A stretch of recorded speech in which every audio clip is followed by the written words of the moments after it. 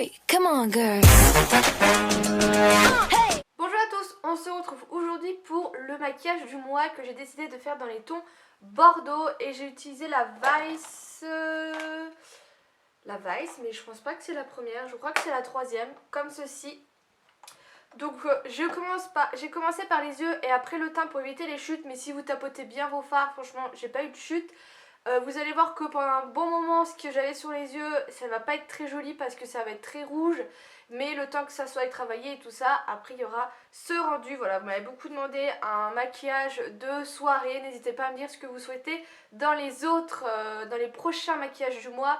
Je vous ai fait ça sous forme de voix off pour vraiment que vous voyez toutes les étapes, mais en accéléré. Je vous laisse tout de suite avec la vidéo. J'ai déjà attaqué mon œil droit et je vais faire mon œil gauche. Donc là, je vais venir unifier ma paupière avec un fard crème beige. Ça va permettre d'enlever toutes les petites veines que j'ai qui sont apparentes et en même temps de faire une base qui va très bien tenir toute la journée. Ensuite, je vais venir prendre ma Vice 3 avec un fard bordeaux que je vais vous montrer juste ici et un pinceau plat. Donc là j'ai pris le pinceau qui était dans la palette et je vais venir mettre tout simplement en aplat sur toute ma paupière sans trop remonter au niveau du pli, et je vais pas hésiter à y revenir plusieurs fois pour vraiment intensifier la couleur. Ensuite, je vais venir prendre l'autre côté de mon pinceau avec un fardage qui est toujours dans la même palette pour commencer l'estompage de mes yeux. Donc vous verrez, rendez-vous final, j'ai pas fait un énorme estompage parce que c'est quelque chose que je suis pas patiente. Donc ça c'est vous qui voyez, mais estompez quand même un minimum, sinon ça va pas être joli du tout. Je reviens aussi sur l'autre œil pour faire quelque chose d'assez identique tout de même. Ensuite, je vais venir prendre un autre pinceau et un fard bordeaux mais très clair que je vais venir mettre au centre de l'œil pour un peu apporter une pointe de lumière juste au centre de la paupière, pas ailleurs, pour vraiment venir apporter du relief et de la lumière à mon maquillage. Ensuite, il me semble que je vais passer au teint. Je continue pas le maquillage parce qu'il va falloir que je mette mon anti-cerne. Donc là, je vais mettre une petite brume qui est censée fixer et que je mets avant et après le maquillage pour un peu le sublimer, mais c'est sans plus. Et je vais mettre une base pour que mon teint tienne la journée. Donc ça c'est une base illuminatrice, mais entre nous elle n'est pas géniale, je vois pas vraiment d'effet, donc je l'utilise parce qu'il faut que je l'utilise. Et ensuite on passe au fond de teint avec mon fond de teint chouchou, le Revlon, le Color Stay, que j'adore. Il camoufle pas aussi bien les boutons que celui de chez le Dermablend de Vichy, mais franchement je l'adore au niveau de son rendu qui est hyper naturel et il a une excellente tenue, et je viens toujours le mettre avec mon fameux pinceau Real Technique que j'adore. Donc là, gros travail d'estompage, descend dans le cou parce que j'ai des imperfections dans le cou. Gros travail pour que le résultat soit joli sans pour autant trop toucher aux yeux. Ensuite, on va venir mettre de l'anti-cerne pour un peu camoufler les poches et les petites cernes que j'ai et en même temps illuminer le regard. Et là, vous allez voir, je vais utiliser, tada, ma brosse artiste, enfin la Artist Brush que j'ai trouvée sur AliExpress, qui est un dupe tout simplement, et j'aime beaucoup. Elle est hyper douce, elle permet vraiment de bien travailler la matière sans pour autant l'enlever, si vous voulez, si vous voyez un peu de quoi je parle. Donc j'aime beaucoup. Et là, en fait, je me suis trompée. Au lieu de passer à ma poudre, j'ai directement commencé le contouring. Donc, j'utilise un fard, un crayon crème dans les tons beige qui vient de chez Kiko, avec le même, mais version highlighter. Donc là, vous voyez à peu près où j'en ai mis au niveau du nez. L'highlighter, j'en ai mis sur le haut des pommettes, l'arête du nez et au niveau de l'arête de Cupidon. Je viens estomper avec un petit Beauty Blender. C'est pas le vrai, c'est un dupe. Et je viens aussi faire le nez légèrement pour le corriger, mais je termine au doigt parce que je trouve ça plus précis.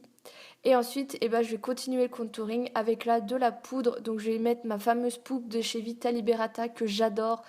Pareil, où j'ai mis mon pinceau crème, tout simplement. Je viens bien estomper pour pas qu'il y ait trop de démarcation. Mais j'adore cette poudre.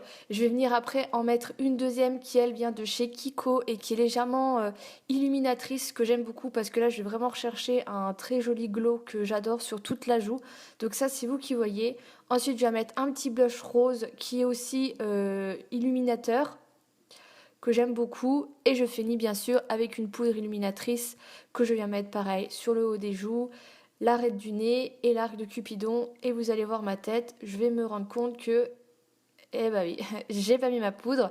Donc je vais venir mettre la poudre. Donc je mets de la poudre libre au niveau de mon anti-cerne pour fixer l'anti-cerne. Et je vais venir mettre de la poudre compacte un peu sur ma zone T. Donc là, le menton et le front pour éviter de briller au cours de la journée. Et après, je vais tout simplement venir reprendre mon petit pinceau estompeur, mon petit pinceau illuminateur pour refaire une petite retouche au niveau des parties que je voulais illuminer. Ensuite, on passe aux sourcils. Donc là, je viens les bosser avec un petit goupillon et je vais utiliser mon liner à sourcils de chez Catrice. Le cadrage est mal fait, vous m'excuserez. Je vous en ai beaucoup parlé de ce petit pinceau. Alors après, il faut vraiment aimer les pinceaux, avoir les sourcils voilà, très marqués, vous le voyez. Je viens dessiner le bas, le haut. Et après, je viens hachurer l'intérieur pour camoufler le tout.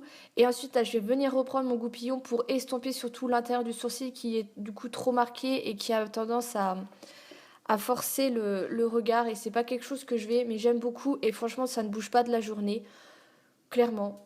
Ensuite, là, on va repasser aux yeux normalement, avec toujours la Vice 3 et je vais venir prendre voilà le bordeaux plus foncé. Alors là j'ai pris le pinceau que j'avais pris au tout début, le pinceau plat en ras de cils, mais je vais revenir plus tard pour vraiment plus intensifier avec un pinceau biseauté un peu eyeliner.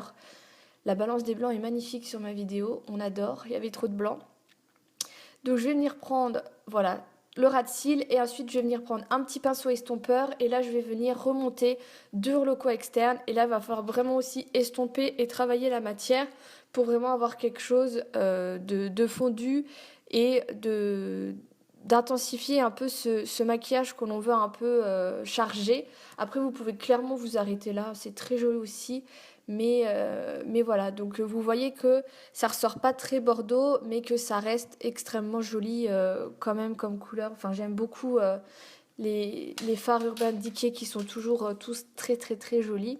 Donc on estompe, on n'hésite pas. Je viens reprendre voilà mon petit pinceau estompeur que j'avais au tout début avec le fard beige pour continuer ce travail d'estompage qui est très important dans ce genre de maquillage. Je vais revenir remettre du bordeaux foncé.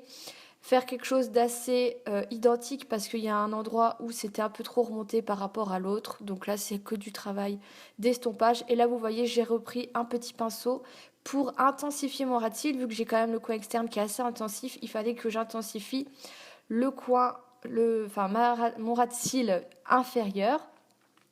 Ensuite, je viens mettre un petit crayon beige sur mon ras de cils inférieur, normalement. Qu'est-ce que je fais? Ah non, je viens illuminer, je viens prendre la poudre blanche qu'il y a là. Je viens la mettre en dessous de mes sourcils et également au niveau du coin interne. Parce qu'un maquillage chargé, il faut absolument apporter une pointe de lumière au niveau de vos yeux. Sinon, ça va un peu ternir votre regard et c'est pas vraiment ce qu'on veut. Et là, ensuite, je vais passer au crayon. Je vais prendre un crayon beige que je vais mettre en ras de cils inférieur. Et je vais venir mettre un crayon noir, cette fois-ci au ras de cils supérieur. Et vous allez voir, ensuite, je vais faire mon ras de cils, parce que là, je fais que la muqueuse.